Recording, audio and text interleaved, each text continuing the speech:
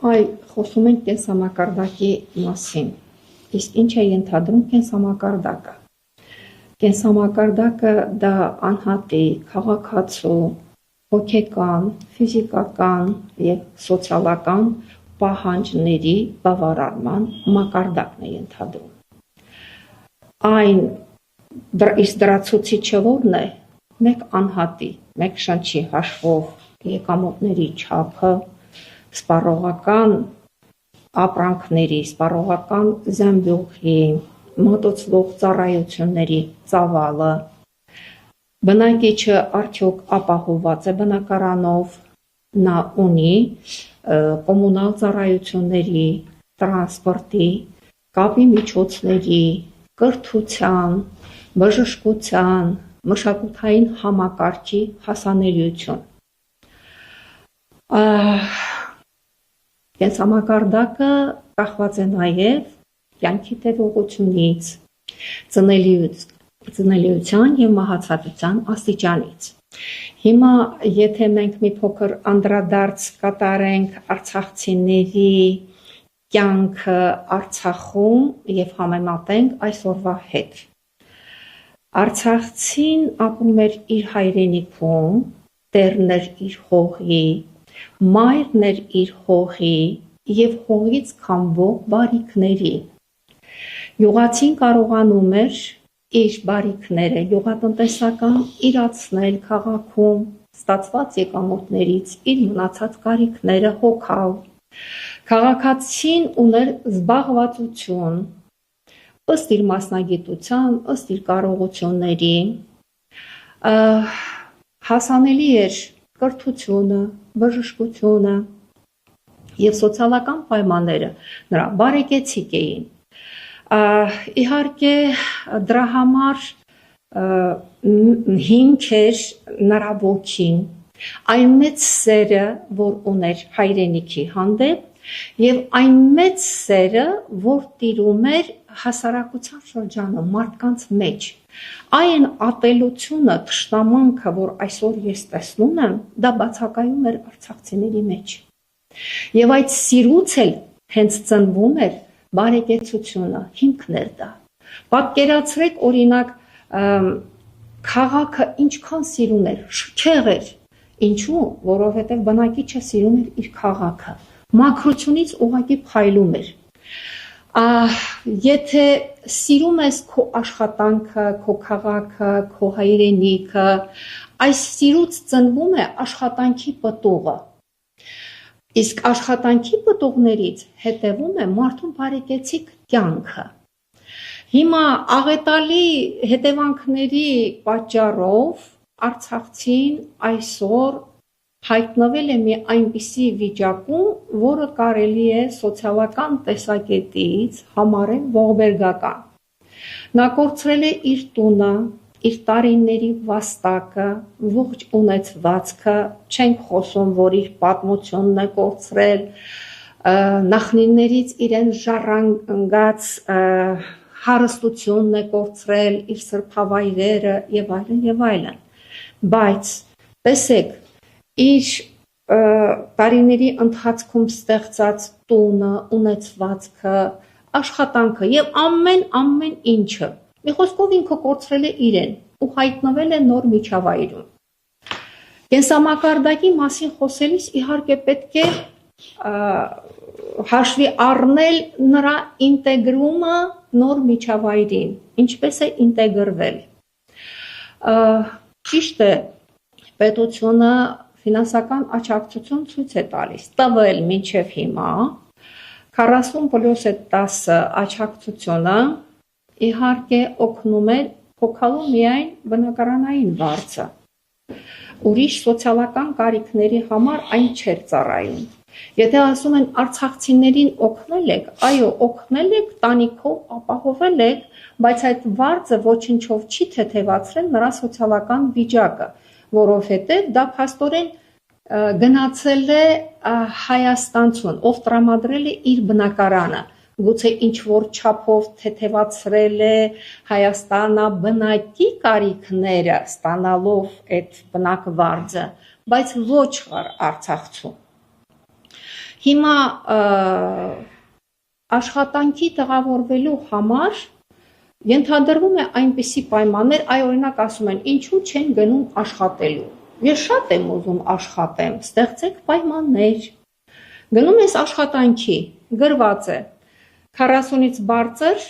տարիքը չի ընդունվում։ Անհրաժեշտ է բարետես արտաքին։ Անհրաժեշտ է չգիտեմ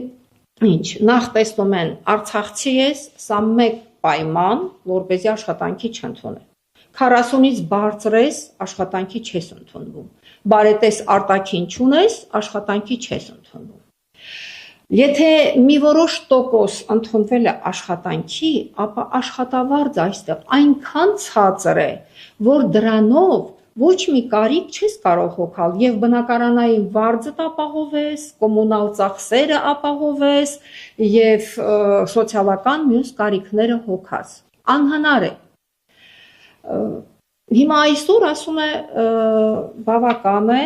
այլևս այդ օգնությունը չի տրամադրվելու, դուք պետք է ձեր կարիքները ինքներդ հոգաք։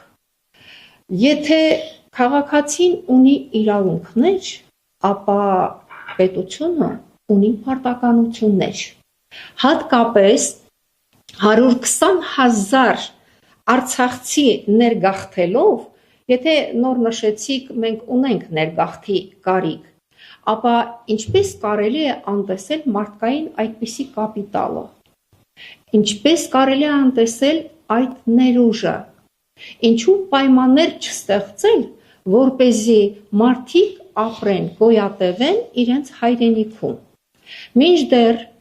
բնակարանով չապահովված Արցախցու 40 գումարած 10 դու կտրում ես, ինչ է սա նշանակում։ Եթե նա չի կարողանալու բնակարանի վարձը տալ, նշանակում է հայտնվելու է փողոցում, որի հետևանքը լինելու է եւս մեկ անգամ ճամպրուկը վերցնել, նորից գաղթի ճանապարհ բռնել։ Սա միթե կարելի է այսպես անտարբեր նայել այդպիսի խավարանով անցած 120,000 մարդկանց հանդեպ։ Ինձ թվում է ամենայն հոգատարությամբ պետք է շրջապատել նրանց, այնպես անել, որպեսզի նրանք կարողանան ինտեգրվել այս նոր միջավայրին, այս հասարակությանը։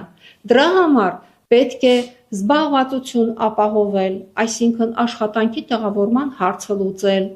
Բնակարանային ապահովման ծրագիրը այնպիսին լինի, որպեսզի նա կարողանա օգտվել այդ ծրագրից։ Մինչդեռ այնպիսի նվաստացուցիչ պայմաններ են առաջադրում, որ ստիպված ես լինում հրաժարվել այդ ծրագրից։ Բոլորին միահամուռ առաջարկում են գնալ սահմանամերձ գյուղերը, սահմանամերձ տեղանքներում բնակություն հաստատել։ Սիրելիս, դե ինչպես կարելի է այդպես վարվել, ինչու, որովհետև արցախցին սովոր է սահմանում ապրելուն։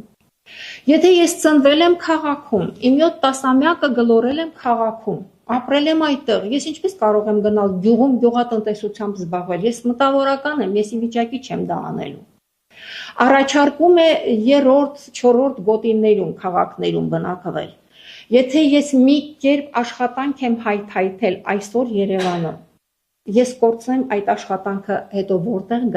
գտնեմ նոր աշխատանք։ Մի խոսքով շատ հարցեր, որոնք հաշվի չեն առել բնակարանային ծրագիրը կազմելիս, դրա համար արցախցին չի կարողանում օգտվել այդ ծրագրից։ Իսկ մեզ մեղադրում են դրանում։ Ասում են կտրում ենք այդ աջակցությունը, որպեսզի դուք օգտվեք բնակարանային ծրագրից։ Հիմա առաջինը, եթե նույնիսկ բնակարանային ծրագիրը շատ հրաշալի ծրագիր լիներ, մինչև բնակիչը ապահովված չէ բնակարանով, ինչպես եք դուք նրան թողնում դրսում։ Հիմա այնտեղ ծրագրել են առաջի էտապ, երկրորդ, երրորդ, առաջնահերթությունը տալիս են հաշմանդամներին, անչափահաս երեխաներին, սոցիալապես անապահով ընտանիքներ եւ այլն, բայց երկրորդ, երրորդ էտապ մինչեւ 27 թիվ, 28 թիվ նշում ես, մինչև այդ քաղաքացին, այդ բնակիչը ինչպես իր գոյության հարցը լուծի։ Այ այսօր այսպիսի խնդիրների առաջ ենք կանգնած, հիմա նոր նշեցիք, որ վարչապետը ասում է, որտեղ հաց այնտեղ կաց, սա եւս այն թեզն է, որի հետևից գնալով այս 120,000-ը պետք է ճամպրուկները առնեն, թողնեն, հեռանան մայր հայրենիքից։ Ես դա եմ տեսնում։ Մենք սկզբից էլ առաջարկել էինք համայնքներով ավաններ կառուցել, ասենք քաղաքը մի ավանում, Մարտունի, Մարտակերտ, Շուշի, այսպես, որպեսզի չկորցնենք մեր բարբառը, մեր մշակույթը, այս ամենը պահպանելու, փրկելու համար, սա իհարկե շատ գեղեցիկ տարբերակ կլիներ, որից հրաժարվում է կառավարությունը, ասում է չենք ուզում գետոյացված ապրեն արցախցիները,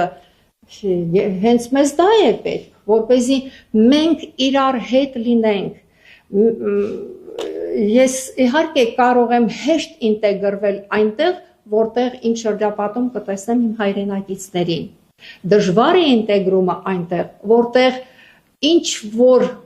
տեղ, ինչ որ չափով վերևից եկած ատելություն են սերմանել արցախցիների հանդեպ եւ մի տեսակ թշնամանք էլ կա, որովհետեւ սրա առաջը ոչ թե առնում են, ձևեր են գտնում, չի քննադատվում, չի դատապարտվում, այլ ընդհակառակը խրախուսվում է։